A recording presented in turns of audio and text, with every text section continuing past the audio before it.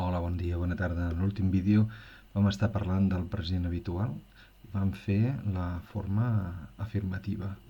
Avui el que farem és la forma negativa. I veureu que és molt senzill. Anem a fer primer la forma afirmativa i posarem I work, you work. Recordem, exactament igual que l'última vegada. He, she, and it. Per anar ràpid, ho poso aquí en una única forma, works. Recordem que és l'única dificultat que té el present habitual, és la S. De què? De la tercera persona del singular del present habitual. I we work, you work, and they work. Molt bé. Jo treballo de manera habitual, tu treballes de manera habitual, ell, ella o allò treballa de manera habitual. I recordem que hi ha la S. Molt bé, doncs anem a veure com fem la negació. I ja veureu que és molt, molt senzill. Ho farem amb aquest color i posarem, per dir que no, doncs el que no posem és not, sinó que posem do not. És fàcil, veieu? I work, negació, I do not work. Si volguéssim, també podríem fer-ho de manera contracta i diríem I don't work. Les dues maneres són perfectament vàlides, com sempre. I do not work és exactament el mateix que I don't work. Fixeu-vos, però, que per fer la negació en anglès necessitem dues paraules i si volem una l'hem de fer de la manera contracta. Recordem també que la manera contracta és més del llenguatge col·loquial o, si no voleu dir-li col·loquial, almenys del llenguatge oral. Oral language, colloquial. Molt bé. I l'altre, el do not, seria més de la manera escrita. Si hem d'escriure, sempre és millor aquest. Si hem de parlar, sempre és millor aquest. Molt bé. El mateix amb el you. Li posaríem not, no, perquè té dues paraules per dir que no, i si no, posem don't, que és l'alternativa. Ens saltarem la tercera persona del singular perquè ja us podeu imaginar que això ens donarà problemes i anem a fer we,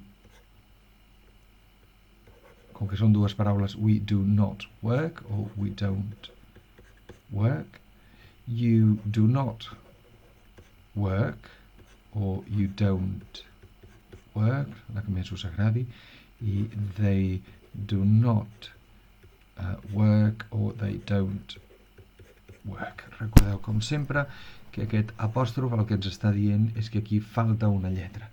En aquest cas, la lletra que falta és la O. No té gaire misteri. Llavors, anem aquí. Doncs hauríem de posar també el do not, però el que ens passarà és que ens enduem la S d'aquí, ens enduem la S d'aquí i la hi posem aquí, d'aquesta manera. Does not, i la forma contracta és doesn't. És a dir, que podem dir he does not work o he doesn't work, el que ens agradi més, com sempre. Però fixeu-vos com podríem dir que d'alguna manera, a veure si ho podem assenyalar potser amb aquest color, és com si d'alguna manera la S que hi havia aquí ha marxat i se'ns ha posat aquí. Anem a fer-ho més petit perquè això no m'agrada gens. Ara molt millor. Teníem una S i la S se'ns ha posat aquí o se'ns ha posat aquí, el que més us agradi, val? I aquesta S, per suposat, va fora. Crec que s'entén. Anem a fer ara la negació d'un altre verb. Anem a agafar, per exemple, el verb run, que vol dir córrer.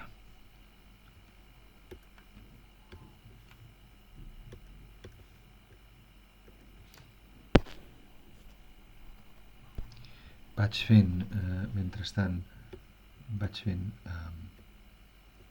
els pronoms. I, you. Vosaltres, sisplau, aneu pensant com hauria de ser amb el verb run. No corro com a present habitual, com un costum.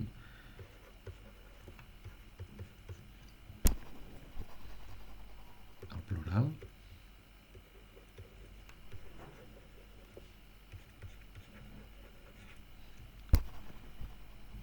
I posarem run. Aquí recordem que era runs.